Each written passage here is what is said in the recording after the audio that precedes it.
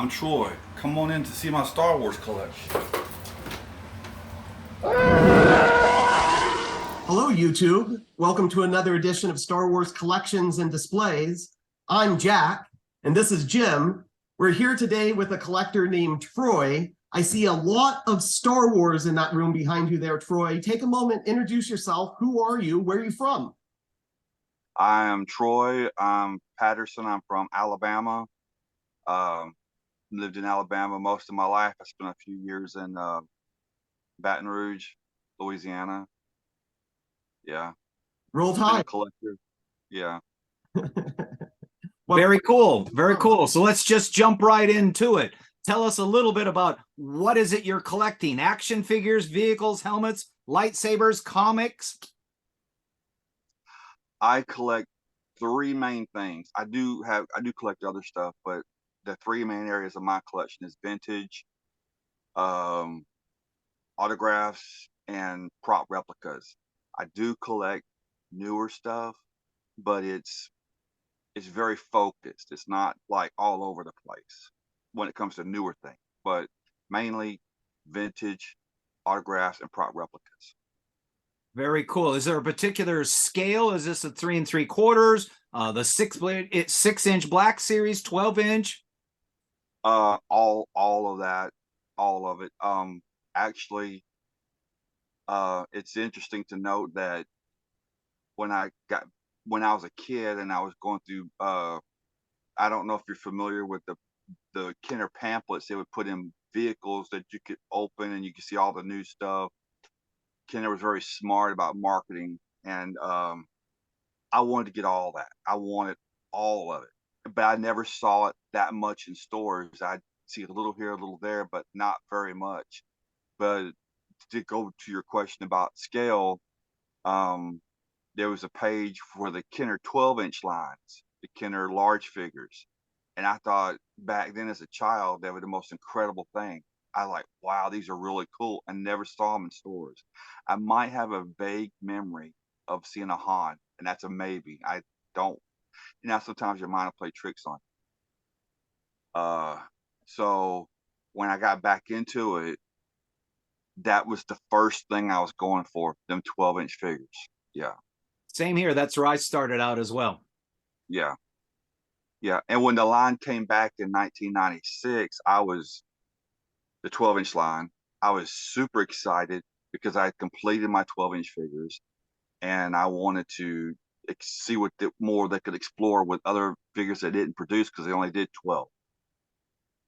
Yeah. And so you mentioned the vintage series. I'm going to assume that your favorite series, story, or movie is episodes, what, 4, 5, and 6? Yes, 4, 5, and 6. I do love the prequels. I enjoyed them when they came, and I still love them. But my focus is the original trilogy, 4, 1, 2, and 3, and the expanded universe. I don't go into the Disney stuff. I mean, if people like it, great, but that's kind of where I jump ship, is when the buyout happened. I don't collect that stuff. Yeah. And any particular reason? Are you not into Disney or just not into those movies? Well, that's a long subject I could talk about. I could go Just on. the short answer. I want to do my best for the short answer with that. Again, being a lifelong Star Wars fan, there were comic books, the Marvel comics. They did a book called Splinter the Mind's Eye. I don't know if you've ever heard of that. They did a comic adaptation of that. Basically, the expanded universe was here first before all the new Disney and stuff. And then when Disney bought Star Wars, they expelled all the expanded universe. It was just wiped out, gone. Now today they do pull little pieces from the expanded universe and put it into their new content. But as a fan, I can't ignore Heir to the Empire. I can't ignore Splinter the Minds. I can't ignore Shadows of the Empire. all these great stories and stuff. And they got a movie they were going to work on called The New Jedi Order. Well, that is a book series of 19 books back in the early 2000s. And I just can't say, hey, this didn't happen. You know what I mean? Y'all got y'all stuff, but this was here first. You know. Okay. Good reason. Good reason. So before we started the interview, you had spun the camera around a lot. What we see in the back right now is a lot of stuff, but you've got stuff to the right, stuff to the left. My question is, collectively, what kind of numbers are you talking as far as total number of pieces? Any idea?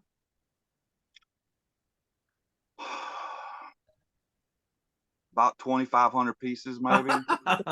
Okay. Yeah, you've got it as bad as the rest of us. I mean, I've got stuff there's stuff in front of me I'm looking at right now that you can't see. I just and I got stuff behind stuff, and it's just there's been times that I would I'm like, where's this or where's that? Because I know I have it, like a comic book. I know I'd have a certain comic book, and sometimes it would take me 4 years to find it. I'm not kidding, literally 4 years to find it.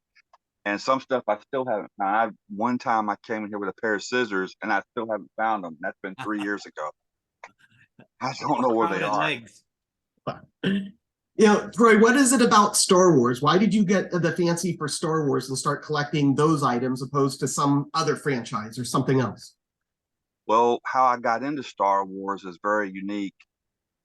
I was a kid and I don't exactly know how old I was. I know it came out in 77. I was born in 69. But as a young child, I didn't have a lot of stuff. And I just didn't have, things. And then my mom would go to her sister's, my cousin's house. His name was Scott.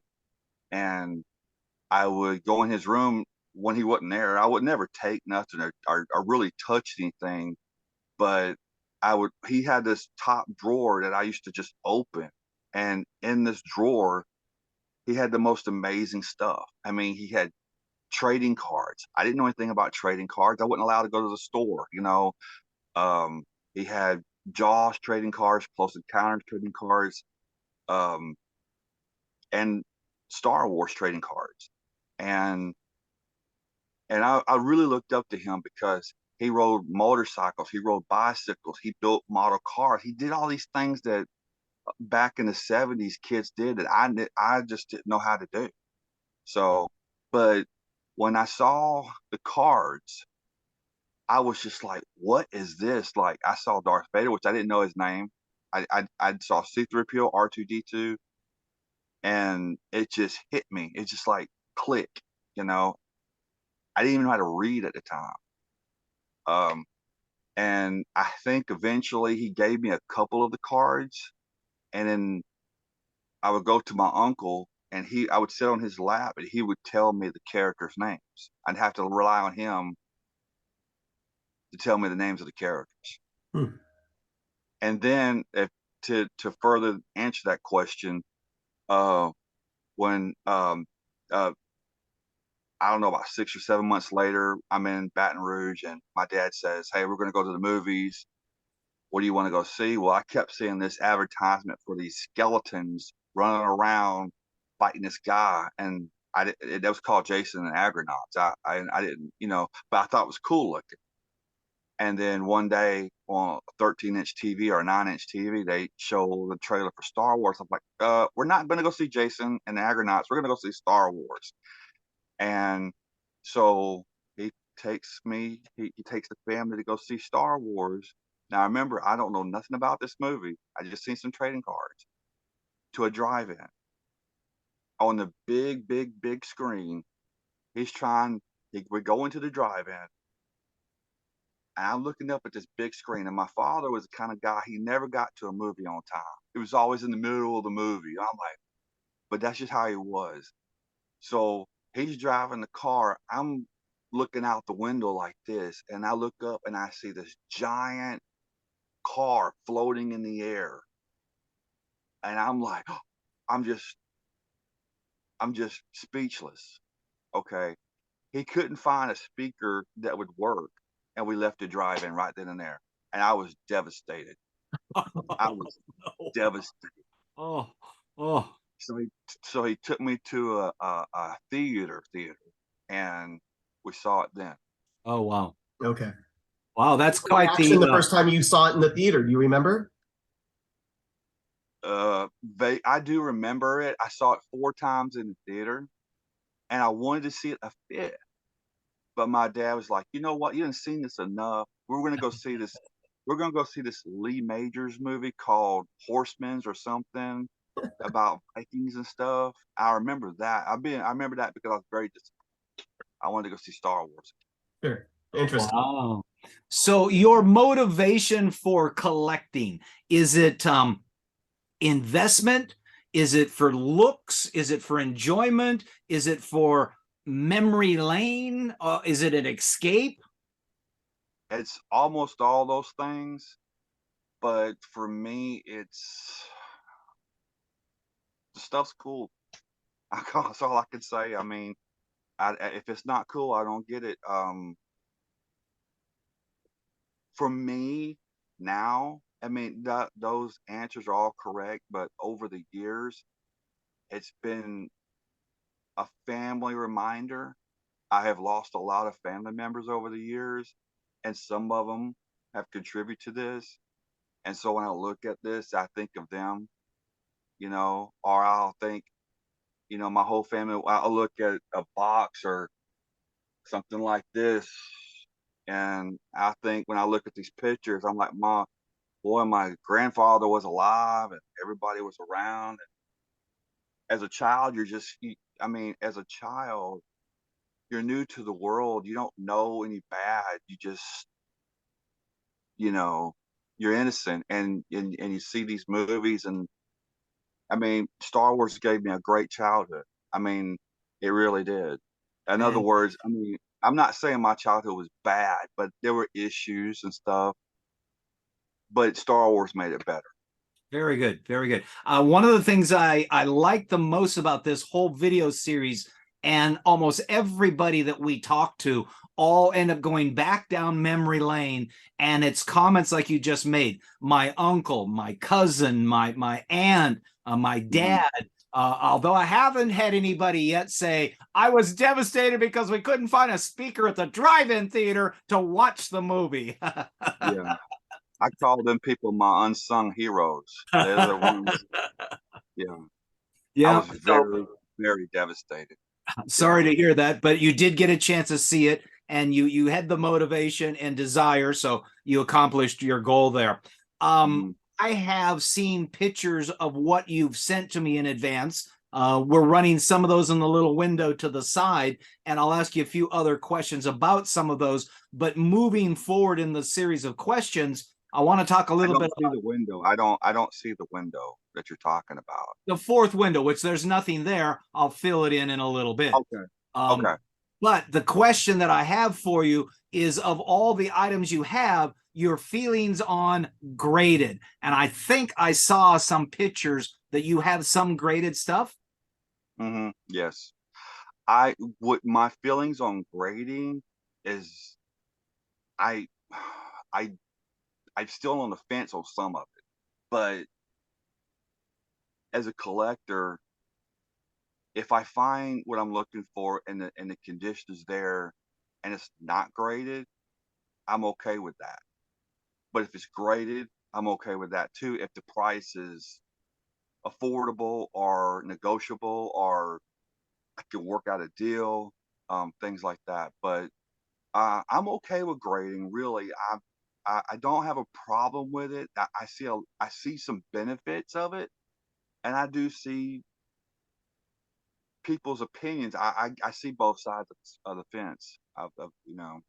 Um, one of the things I like about grading is, yes, it's in an acrylic box, but it also has uh, a, a a protective a protective board or acrylic board that's keeping that box from you know popping open or something, because some of the Kenner pieces, the boxes they fold in, but some are just flaps. They'll just, the tape will break and they'll just flap up. So I see a lot of good points in the grading system.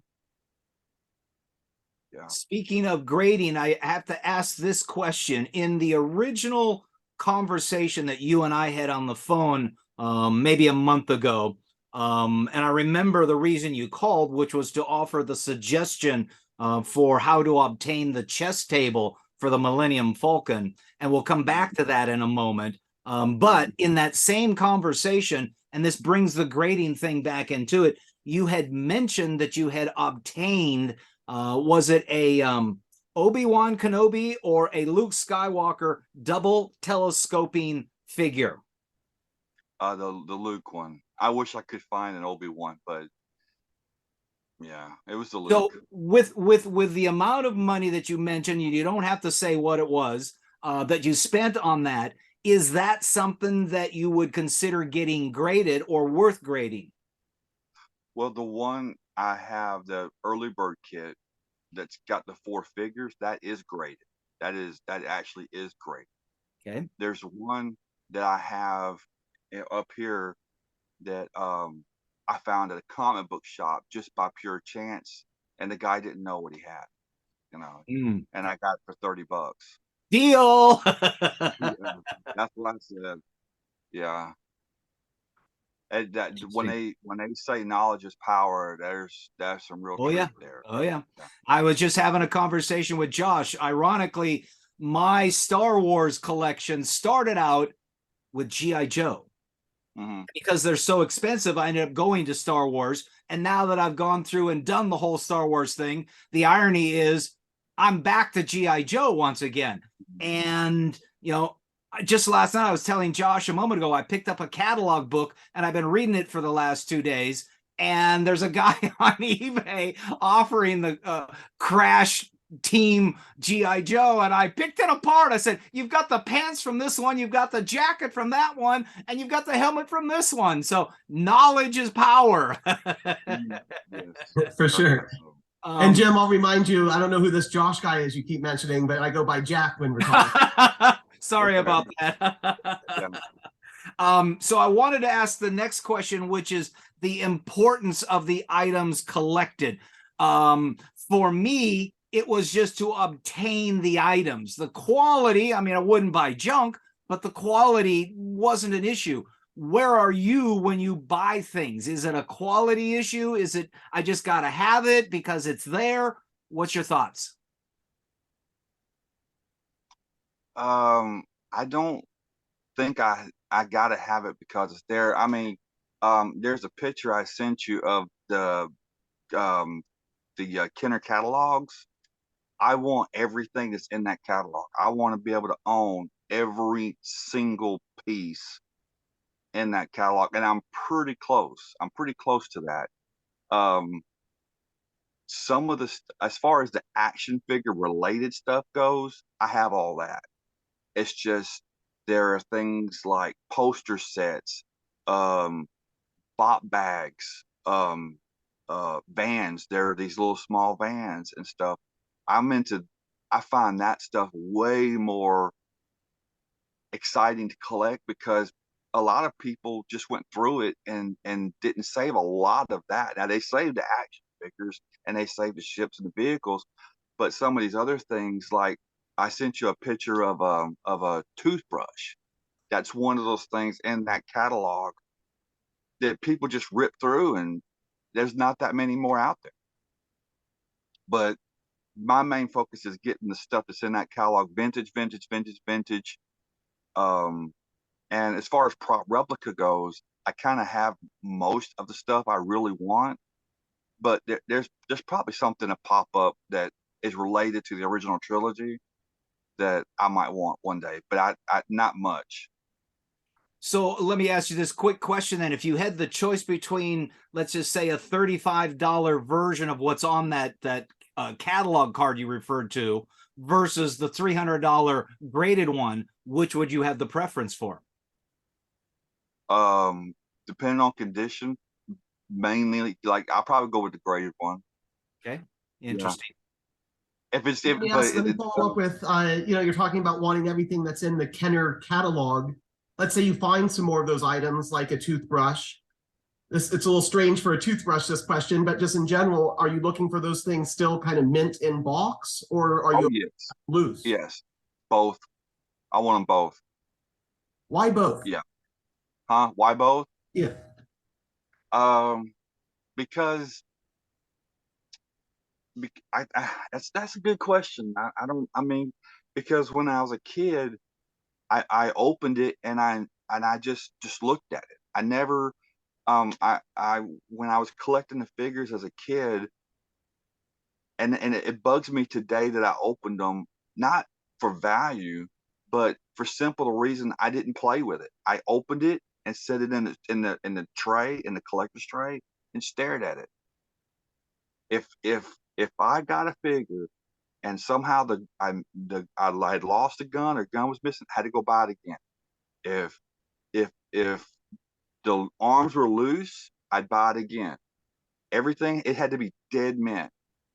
And I didn't move arms. I didn't want to touch the arms or anything. So I enjoyed the loose version and I enjoyed the box version. I see. Yeah. You mentioned you sort of got a chance to see the original 77 episode 4, partly at the movie theater or at the drive-in theater, and then eventually at the movie theater. Based on that being 1977, 1978, at what point did you actually begin to collect items yourself?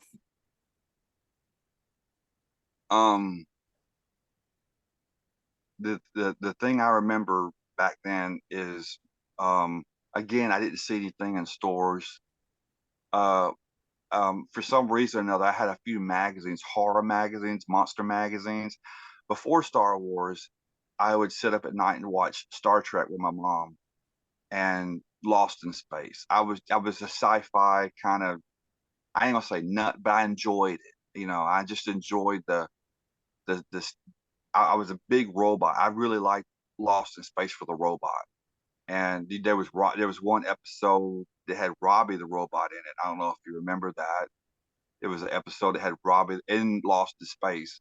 But I was a big robot fan, so my mom. So I got this magazine, this horror magazine, and they had the figures in the magazine, the Star Wars figures, and I immediately went to C-3PO because he was a robot, and my mom mailed off for it, and one day I was at home and we lived in apartments, and I was told by my father, who you didn't disobey, not to let anyone in his house, no matter what. So there was a knock at the door and it was a postman. I said, I can't open the door. I can't open the door. But he had my package. And so I just went to bed later that day and my parents came back and they said, you got a package. And I'll never forget, my dad told me to go into the bathroom and jump up and down to wake myself up. And so I'll so when I opened the package, the one thing I remember was there's all this paperwork inside this package. It was like, it wasn't just a figure, it was all this advertisement sheet and stuff. And one of the sheets I remember, and I looked it up recently, was Jaws versus King Kong. And it was a pamphlet. I don't know what it was about. I don't know if it was a comic book. I don't know if it was a novel, but it was just a picture. And I looked it up recently and it was like yesterday when I saw it. I was like, wow. But the figure was C-3PO, and I opened the figure and I moved his arms, and his arms were very hard to move. And then when I finally got him to move, they were just kind of floppy. So at that moment on, I said, if I get any more figures, I ain't touching the arms. So And when do you think that was year-wise? well, there wasn't no toys in 77, so it had to be 78. Okay. So for all intent and purpose, you've been collecting since 1978. Yes. Wow. Wow. I stopped for about 4 years. Got into cars and stuff. the real the, the real collecting bug hit me in 1989 when I got dead serious about it.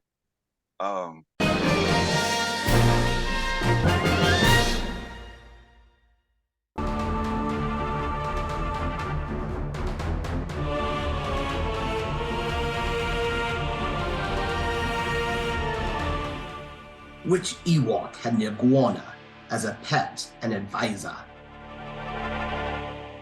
Chief Chaka.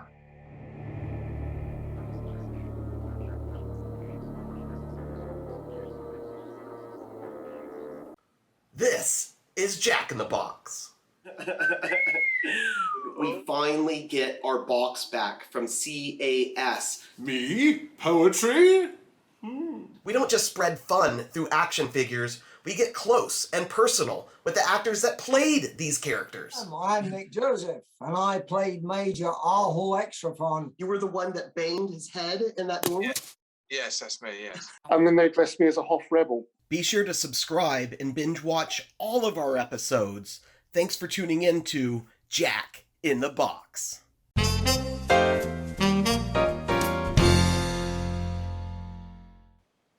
Hi there, I'm Jim Stein. I'd like to share with you some of my Star Wars collectibles. I'm a big fan of the Jakks Pacific line because they're 18 inches tall and fairly detailed. This happens to be an Episode 4 collection of Darth Vader, a Tusken Raider, Luke Skywalker, and a Stormtrooper. It's sold as a 4-pack, and the individual characters, the Stormtrooper comes with his blaster, Luke Skywalker has his own lightsaber, the Tusken Raider has his staff, and of course Darth Vader has his lightsaber as well. It's a really cool collectible item. Thanks for taking a few moments to take a look at what I have in my Star Wars collection, and make it a point to come on back for future episodes. In the meantime, may the Force be with you.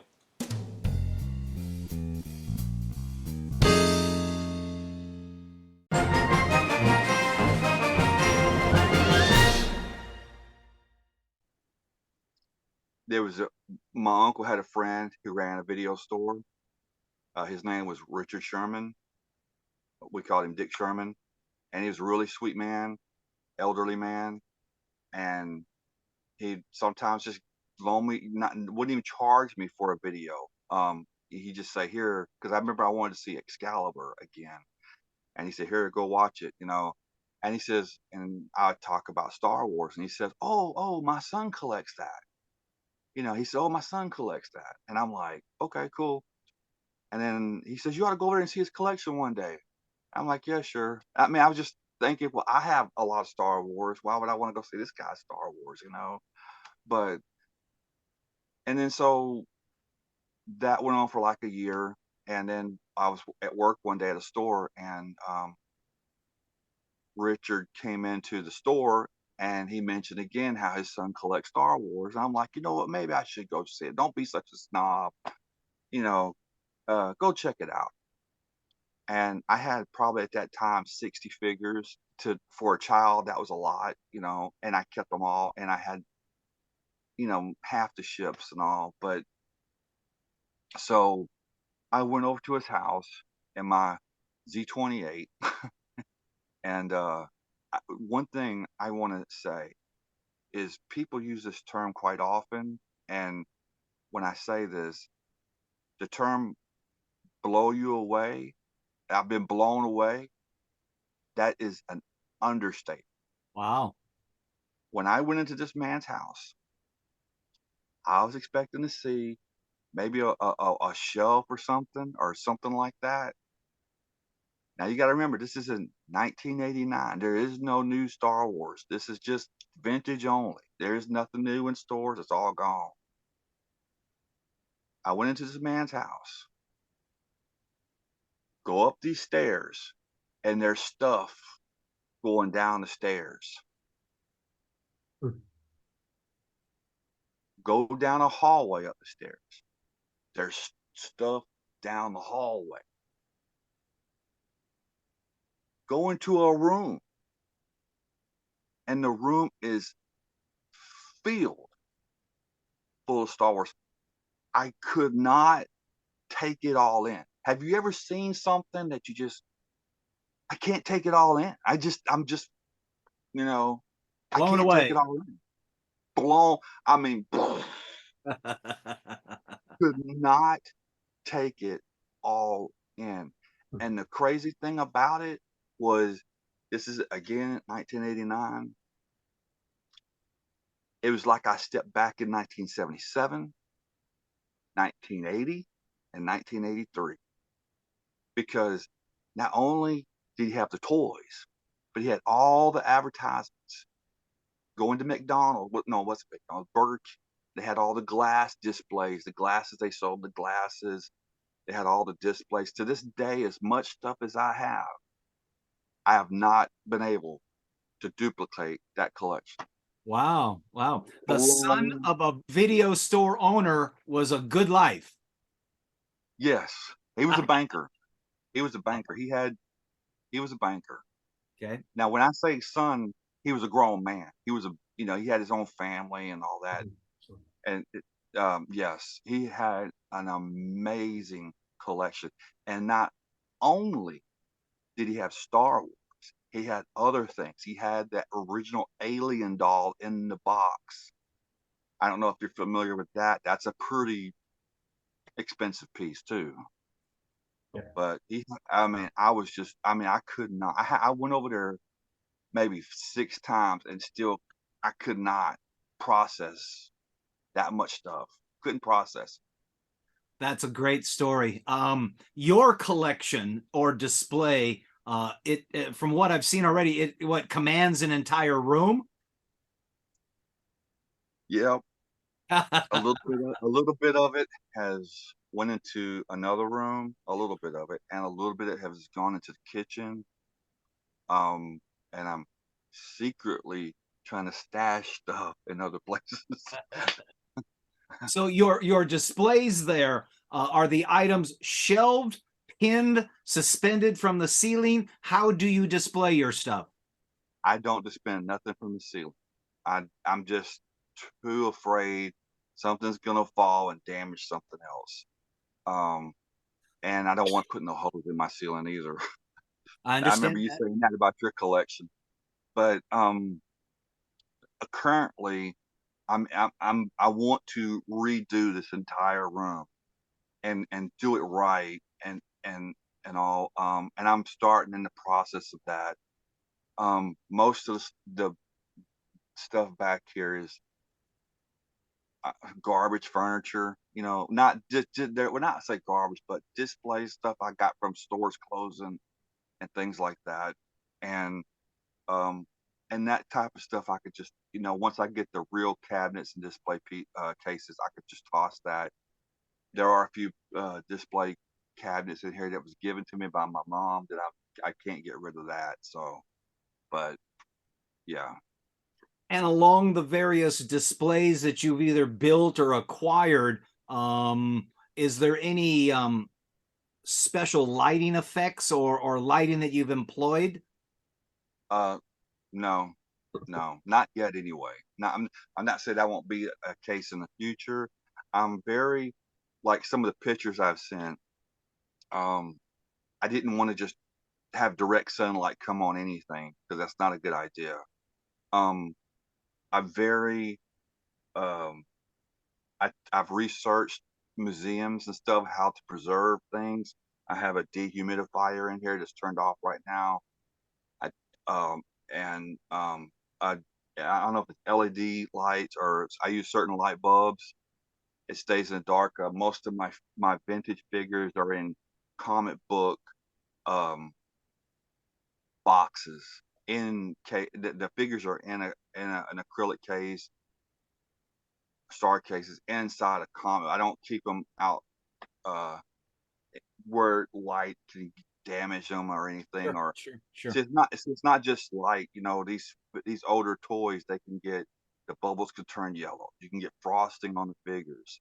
I mean, there's just a number of factors that play into it, and And if I don't think I can preserve something, that's why I think grading is a good thing, because of the preservation in that acrylic piece. So yeah. So are your items that you have on display, how are they arranged? Is it age, episode, character, scene?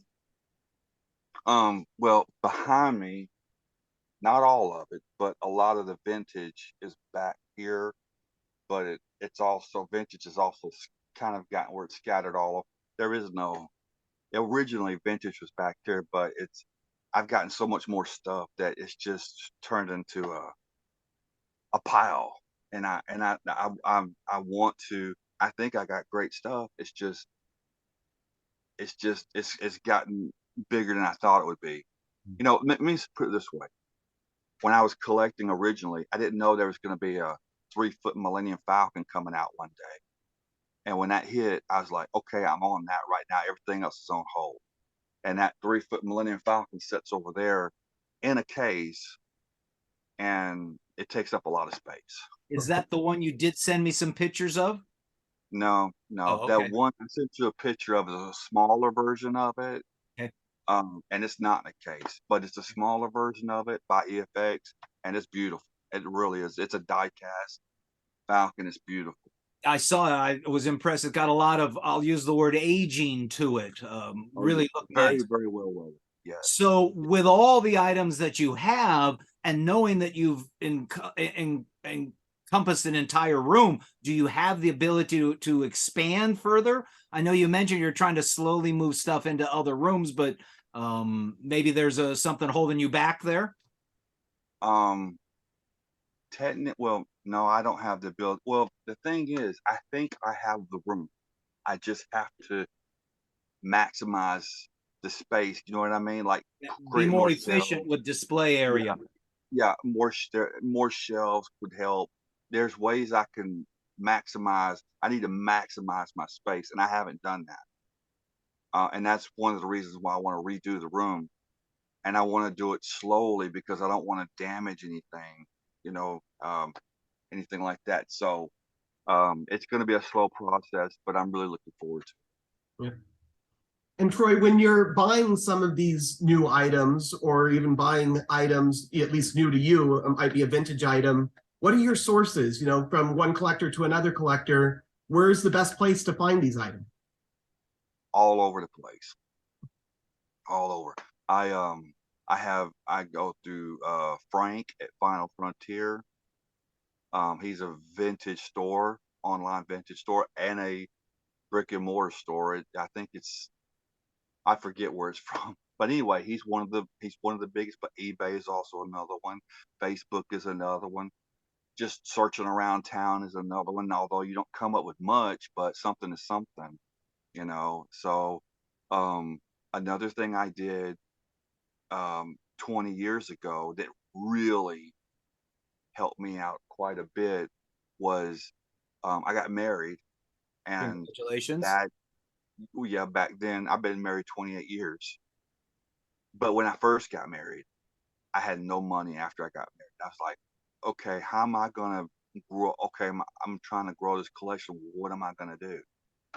And so I just put ads out in bulletin boards, and I thought that was a great idea. But at the same time, only so many people see that ad. So I thought, what else how can I step up my game? So I just wrote, I drew Star Wars on a big white piece of paper, wanted toys, vintage toys from the 70s and 80s. And I started putting them up in restaurants, because some restaurants would have billboards. I'd start putting them up everywhere. And I started buying collections. But in order for me to buy them collections, I had to sell stuff to get the money back, because I was getting the money from my uncle at the time. And I was very nervous. I remember my first collection I bought, it was $1,600 back then. And I'm like, I'm really kind of freaking out, because it's like, I can't guarantee I'm going to get all the money back, because I don't want to get rid of all this stuff, because I want to keep it for borrowed me. money too. It's borrowed money. I'm borrowing this money But luckily at that time, the hype for the prequels was coming up and all that, and there was a lot of collectors, and I was just like, okay, but it all worked out, and I got a lot. My collection grew, and but today is different. Where things were expensive back then, today they're just, I mean, they're insane today to try to buy a collection, sell that stuff to get your money back, trying to keep something out of that, because that's the whole purpose. I'm not trying to make a profit. I'm just trying to get, expand my collection. Right, right. Recoup your investment. Right. You mentioned you had gotten married. Does your wife participate in the collecting? No, I mean, That's kind of a good no, thing, maybe. yeah, well, I mean, I think in the beginning, absolutely not. She did enjoy seeing the look on my face when she would buy me something. And she's gotten a little more into it as far as getting what I want, seeing the excitement on my face. Um, I can give you an example. When I was collecting autographs, um, I had everybody except Harrison Ford. I mean, and there were fakes all over, everywhere. Fake Harrison Ford autographs, and I knew they were fake because I studied his autograph. And and at the time, his autograph was like $400. Well, Official Pics, I don't know if you're familiar with that company, had did a signing with Harrison Ford and showed him signing. Have you ever heard of that? Um, yeah, well, he did a signing with Official Pics, and they only did 50 images, 50. And I knew they were going to go just like that. They were going to be like, when it goes up online, they're going to be gone. And so I kept hitting that refresh button, and I had my wife over there on another computer hitting the refresh button, and she said, "I think I got it. I think I got it." And I'm like, "You do?" I was like, "You do?" And so she got it for me, and I still have it to this day. Fantastic. Great little Yeah. story. Would you say, and this is a hard question, so think about it for a second. When it comes to collecting, are you obsessive, compulsive, budgeted, under control, out of control?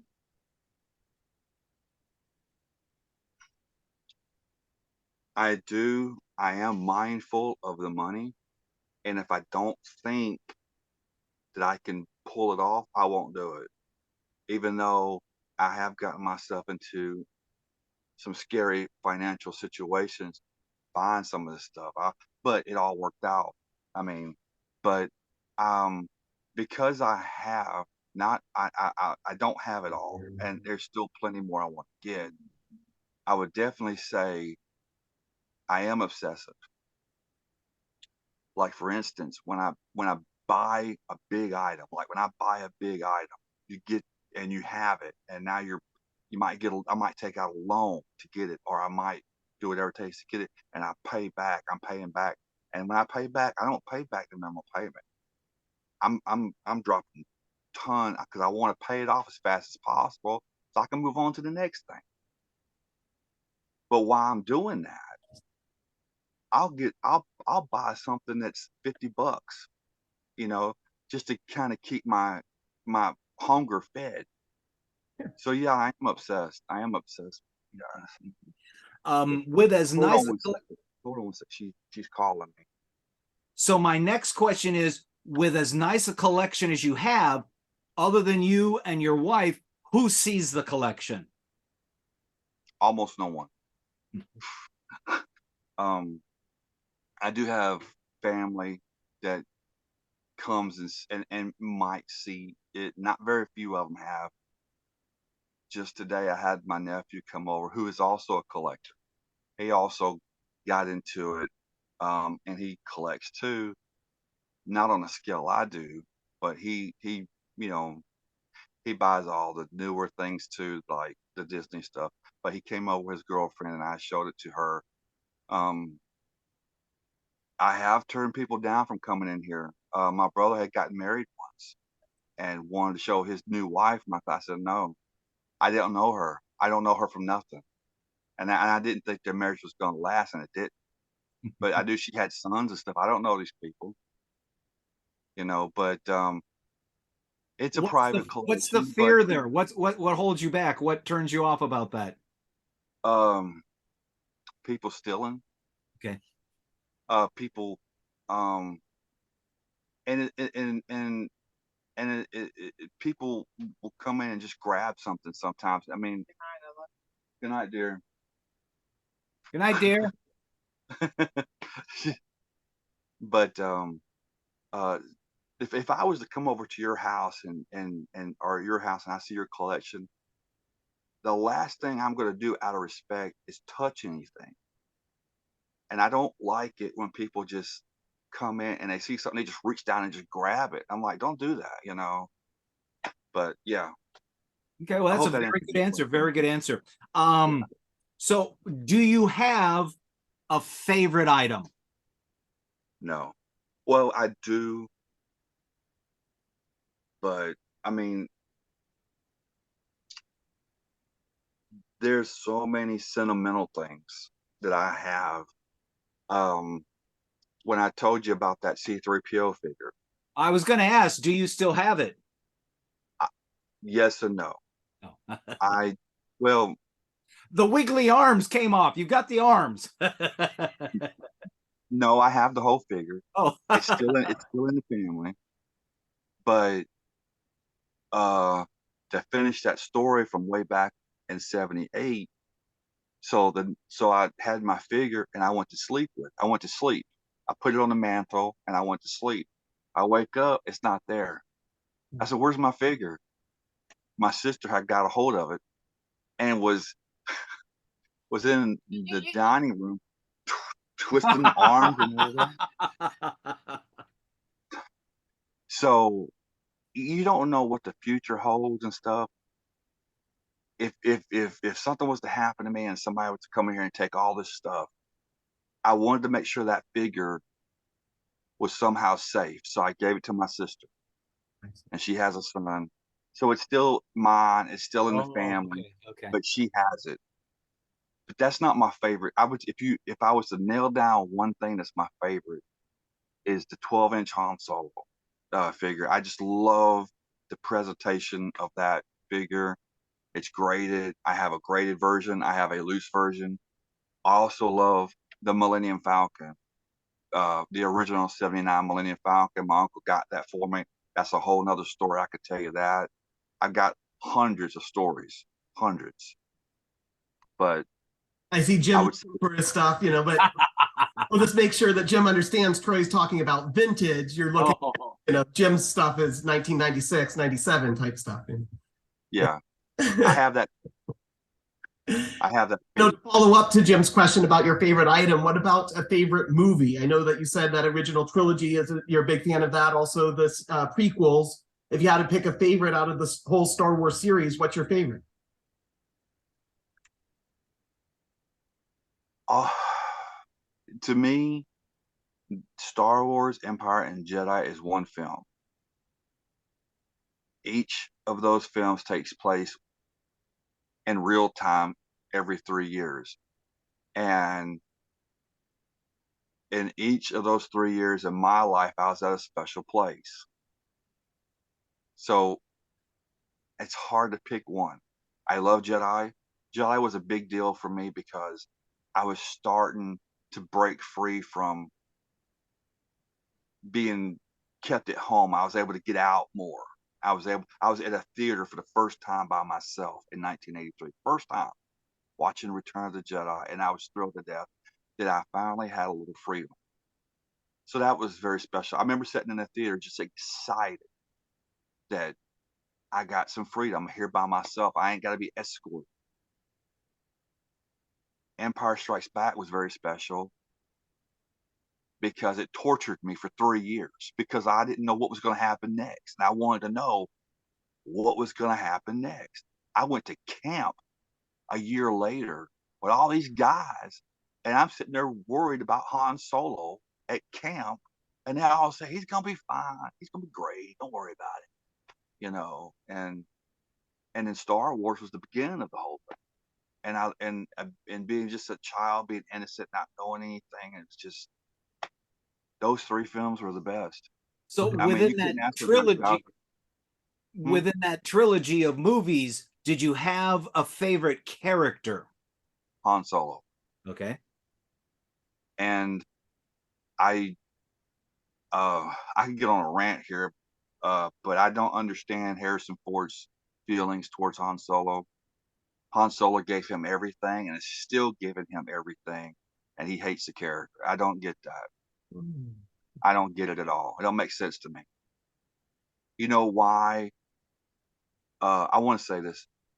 He loves Indiana Jones. Why do you think Indiana Jones? It was a great film. Raiders of the Lost Ark was a great film, no question. But why do you think most kids back then went to go see that movie? Not knowing anything about it. Why do you think they went to go see it? Because that's the guy playing Han Solo. That's right. And he don't think about that. I can get on a rant, but I'm not going to do it. So if you had the opportunity to be anybody within the Star Wars world, is there a particular character or person or part that you'd like to be in? I said I love Han Solo, and I do. But I also like Obi-Wan. You know, when he wasn't a very interesting character to me when I was a kid because he's an old man. But when you're older and you see his story arc and you see all he's been through, and he lost everything and he still tried to stay on the right path, you know, he didn't chicken out. He didn't become a coward. He did what he had to do. He had to go into hiding. He had to look after Luke. You know, he didn't have a choice really. But I would say I like Obi-Wan a lot. Very cool. My final question, as a collector yourself, what advice would you give to current or new collectors? Well, I can give a lot of advice. One of the things I would say is, and I've told my nephew this, don't try to rush and get everything all in one go. The stuff is there. It's going to be there. I have gone back and I'm still getting stuff from 30 years ago. I'm still getting stuff from 25 years ago. Don't freak out. Take your time. Get what you like. If you don't like it, don't buy it. Don't do it for investment purpose. All this stuff was never ever intended as an investment. I am intrigued. I am flattered. I'm like, wow, I got over $100,000 collection here. And to some people, that's nothing. To a lot of people, that's a lot. You know, and I would just say, and if you're shooting for some of the higher end stuff that you want, like let's say there's a bust of Yoda or something, statue of Yoda, and it's expensive. Don't be afraid to let some of the cheaper stuff go, because some of that stuff, the value is not going to really go up, but I'm not saying it won't go up. I'm not saying that some of the stuff from the 90s, I'm not saying that, of course it might go up, but it ain't going to get to be no $5,000 or $10,000. It's going to be affordable. Like I had a friend recently take some of his Rogue One stuff and just gave it to a store and sold it to a store. And I said that was a good move because he's wanting to work on his vintage stuff. And I said, look, you can always go back and get that stuff later, maybe at the same price, you know. But I would say go after what you want. Don't be in a rush. Budget or not budget, but don't, you ain't got to get it all in one go. That's my advice. Fantastic. Good advice. I Good advice. advice. I give me that. Give me. I got to have it all now. Because I've done that. I was just to say, every one of the people I asked that question to gives the same answer. Oh, take your time, be selective. And yet every one of them, every one of us is out there and made that same issue and bought it all as we got it. So I think it's kind of ironic, the advice. but you see what I'm talking about. You get into that mentality that if I don't get it now, I'm never going to get it. That's not the case. You can get it later too. Excellent, excellent. Troy, thank you very, very much. You have a very marvelous collection. I do have one last question I wanted to ask, and Jack had mentioned it as well in one of the pictures, but there is a what I'm going to call a Praetorian Guard helmet. What'd you call it, Jack? A Emperor's Royal Guard. That's very cool. How big is that? Actual size. Wow. That's 1-to-1. That's from a company called Dianovos. They produce helmets and stuff. I have I don't know, did I send you a picture of my Vader helmet? I don't know if I did that or not. Anyway, there are some helmets that are made in $100 range, some made in a $300 range, and I wanted a top quality with lineage where it comes from the actual mold of the original. And all my helmets come from an original mold from Lucasfilm. And so that was made out of fiberglass. It's well made. It's just beautiful, and it's got some weight to it too. Yeah. Very nice looking. Very nice looking. Thank you. Thank you. And I want to say too, the same company did a well, see, like this is a Black Series helmet. This right here. This is another gift that was given to me by my mom. I can't let that go, But this here is made under $100, and it's a pretty good helmet. The Novos made another helmet very similar to this, an X-Wing helmet for $700, and it's cheap and it's crap. And they did other helmets that I wanted to get. I wanted to get those other helmets, but I said, I'm not paying for no garbage quality at those prices. So sometimes, even if I do want something, if the quality's not there as far as the way it's made, I won't get it. Yeah, those Black Series helmets, those are really nice, good quality. Before here, I just want to remind everyone out there in YouTube, if you have any questions or comments for Troy, Jim, or I, go ahead and use those comments down below. I'm sure we'll all check them and we'll answer any questions or comments that you might have. Also, if you've made it this far in the video, go ahead and like the video. Obviously, there's something that you like about this to make it this far into it, so please help us with that. And ultimately, go ahead and subscribe to the channel as well. That's really the best way to get us to be able to get out there in the YouTube world and really kind of give us a chance to connect with as many people as we can. Basically, do all the little things that they ask you to do on YouTube. But for now, I just want to remind everyone that I'm Jack. This is Jim. We've got Troy down here. And Troy, as always, may the force be with you. Thank you.